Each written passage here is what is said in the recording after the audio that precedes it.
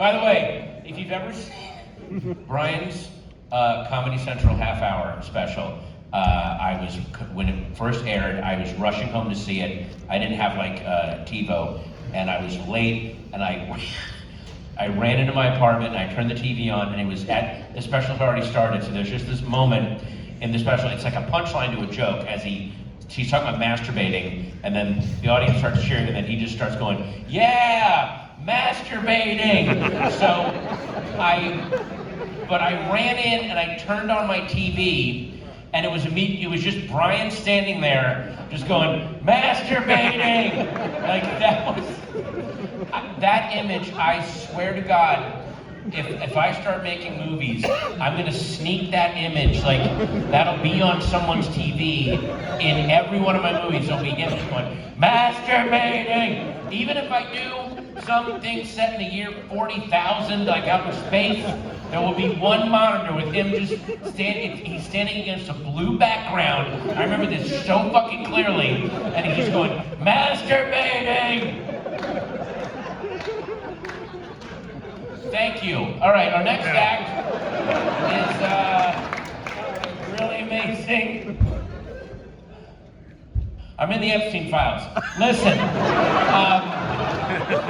I know you're like, oh, he said that to get a big laugh. I'm actually in the Epstein Files. I'm in the Epstein Files for an amazing reason. Apparently, when the Epstein Files were released, the Justice Department, on their website, you can go to their website and there's a search bar, and you type in people's names and you see if they appear in the Epstein Files. So my daughter and her friends were sitting around and they were typing names in, and then one of her friends said, type your dad's name in, see if his name comes in. So she typed my name in, and my name came up. So yeah, cats in the cradle in the...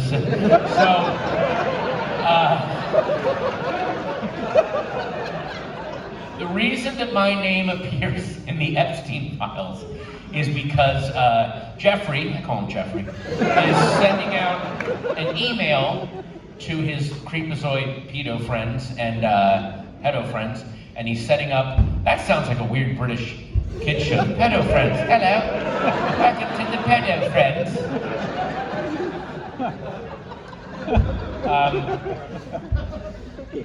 So he's sending out an email, he's setting up a movie screening, an early screening of a movie that I'm in. I'm not the star, I'm like the third actor in it. And he's telling his friends, we're gonna see this movie. And in the email is the poster, and then he lists all the cast members, and my name is one of them. And here's what's awesome. The movie screening he was setting up was an early screening of a film I did called Young Adult. So clearly, he was like, oh boy, oh boy, oh boy. Hollywood got our memos. And all of his creepazoid friends are excited, and they all go, now, there is a nude scene in Young Adult, and it's me. It is my out of shape, late 40s, pasty fucking ass on screen, looming over Jeffrey Epstein's face. My ass. And his friends watching it. Like, I just imagine like the camera pulling in, like the way it pulls in on like Brody and Jaws, like on the beach, with that Hitchcock zoom, and then like the Curb Your Enthusiasm music starts playing, like as he realizes all his friends start hitting him with their hats like they're the fucking skipper. Could I put more Gen X references in this goddamn bit? Jesus Christ. And my daughter, then I was like laughing, I'm like, oh my God, I gave Jeffrey Epstein the worst night of his life. And then my daughter went, well, second worst. I was like, that's my girl. Listen, it's what and I'm not making this up, I don't know if this is good or bad parenting, but after my wife passed away, my daughter and I went to grief groups. We didn't go together, she went to a children's grief group, and I'm not making this up, she was asked to leave that grief group because she kept making jokes about kids' parents dying, and like to lighten her own mood, but the other kids weren't ready for it. And apparently, she went in one day. This is why she was asked to leave. She was like, "Anyone been to any good cemeteries lately?" And by the way, she's 7 when she's doing this. Like she's an 81-year-old Catskills headliner. Hey, whose parents' birthdays? Oh, I'm sorry.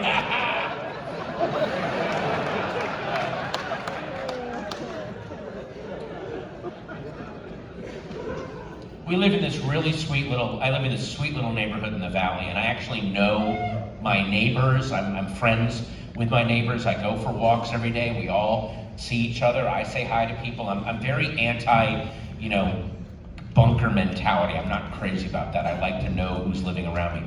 And lately, especially this last month, there have been non-stop break-ins and home invasions in my neighborhood. Like, every night, someone's house is broken into. And these are clearly fucking professionals. Like, they come in, they have, Wi-Fi blockers and glass cutters. It's very, very mapped out. We have found cameras in bushes when we go out on walks that are filming people's houses to figure out when they're home and when they're not. And it's getting really bad. So this past Sunday, we had a big neighborhood meeting, like, hey, what the fuck do we do? Like, what should we do? And we called the police, and the police sent a cop to our neighborhood, and we all met in front of one of our neighbors' houses. There's like 40 of us out there.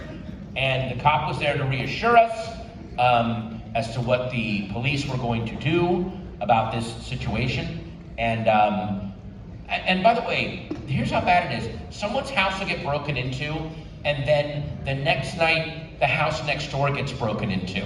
Like, they broke into the one and then went, oh, there's a new episode of The Pit on. Let's hit the other one tomorrow night. Like, they just know they're gonna come back. So we have this cop out, and he's there to reassure us of what we're supposed to do. And it was the least reassuring shit I've ever heard in my life from a fucking cop. I've never wanted a stronger police presence. And this guy was basically like, hey, are there cars that patrol our neighborhood? And he said, oh, a bunch of cops just retired and nobody's signing up to be cops anymore, so we just really don't have any cops.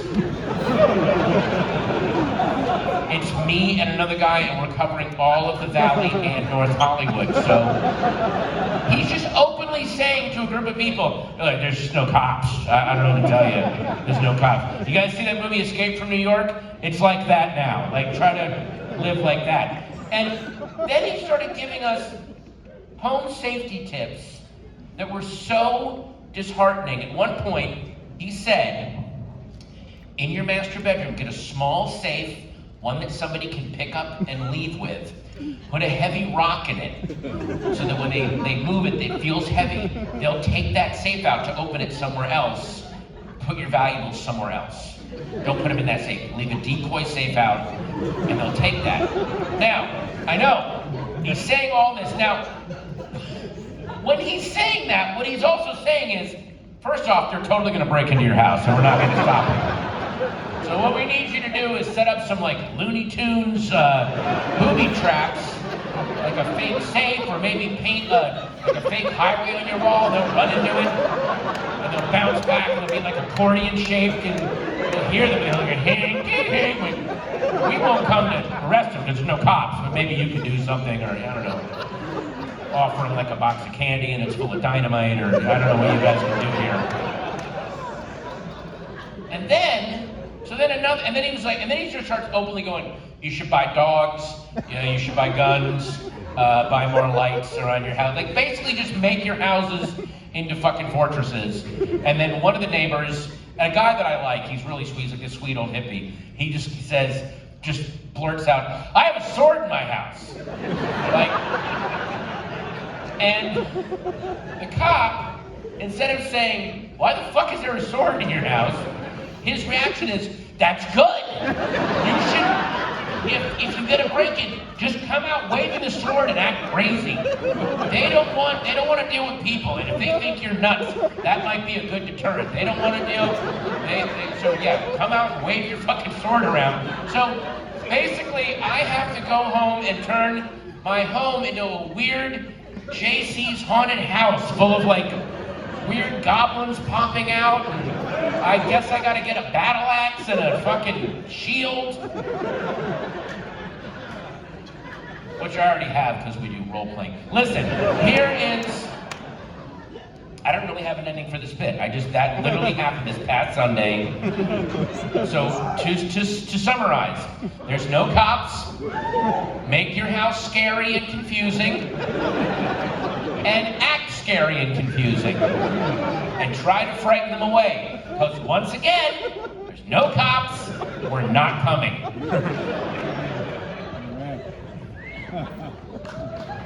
Yeah.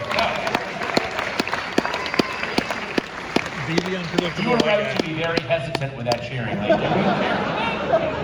don't know if that's something to cheer for. Hitler. Okay, I was on Wikipedia.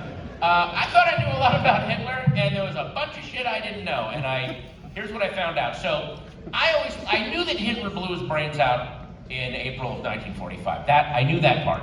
But I always assumed when Hitler blew his brains out, war with Germany was over, right? I was wrong. The war with Germany went on for another 20 days. They went at it for another 20 days, and they appointed a second chancellor after Hitler. There was a second guy. He was a real guy, Admiral Karl Donitz. He was the admiral of the German Navy. Hitler loved him, he loved Hitler. Hitler said, if I'm ever gone, you're the new chancellor. And he goes, jawohl, mein Führer. And then Hitler blew his brains out, and now Donitz has got to run everything. And listen, I have followed some tough acts in my career. I don't know how the fuck you follow. Not only does he have to follow Hitler, he's following Hitler. All the cities are in ruins. There's Russian and American tanks. People are starving. And he had, 2 days after Hitler died, Karl Donitz had to go on the radio and reassure the German people and like hype them up and give them hope. What the fuck did that radio address sound like? I'm obsessed with that. Like, people of Germany, please give your attention to our new Chancellor, Admiral Karl Donitz. What a ride, you know what I mean? Woo! I did not have this on the bingo card this week, but listen, would a roller coaster be any fun if it just went up? No. So we are on the fucking fun part of the roller coaster right now. So let's get those arms up and go, woo! And both arms, we're doing both arms now, not just the one anymore, we're doing both. And, wow, what else can I say? Listen, if you're gonna surrender to the Americans, not the Russians, all right? The Russians are not in a good mood right now. We apparently burned their country to the ground. I don't know, I was at sea, I don't know what's going on here, but apparently the Americans have jobs for us. Who knew? They're trying to go to the moon or something. They're fucking crazy. So if you're like a rocket scientist or something, we're having a big jobs fair this weekend on the Alexanderplatz. Come see me near the 4th pile of rubble. I'd love to say hi. Thanks for tuning in today on the newly named WJEW, because we love them now. Listen, I've always loved them, okay? Again, I was at sea, I don't know what the fuck was going on here. And I will be sticking to that story all the way to Nuremberg, apparently. So, what else can I say?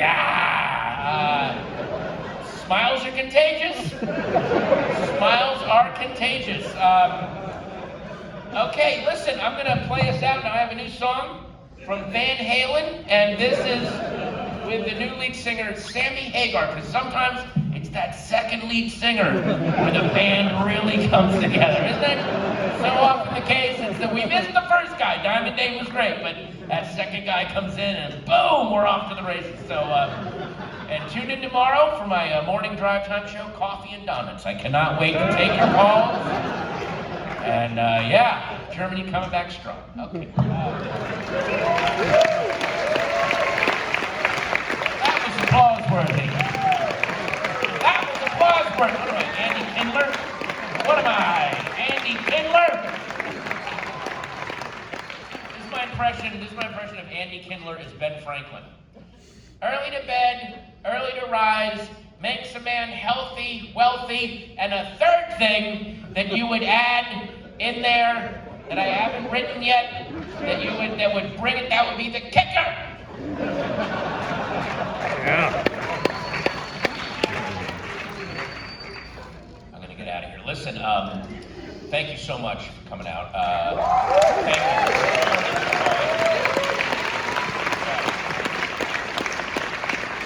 Things are fucking really rough right now, and I know how they're rough. I know how rough it is, because I don't know if you follow as many doomsday preppers on Instagram as I do, but the doomsday preppers are really happy right now. I have never seen more hopeful, excited people in my life. It's like Marvel fans when a new Spider-Man movie is coming out. They could not be happier. They're all like, hey, it looks like all my composting's about to pay off. You know, I feel like I'm gonna get a wife. I'm gonna get a wife finally. I know how to collect rainwater, so someone's gotta fuck me. That's all I gotta say right now. Someone's gonna fuck me. All right, folks, thank you guys so much. Good night. Yeah.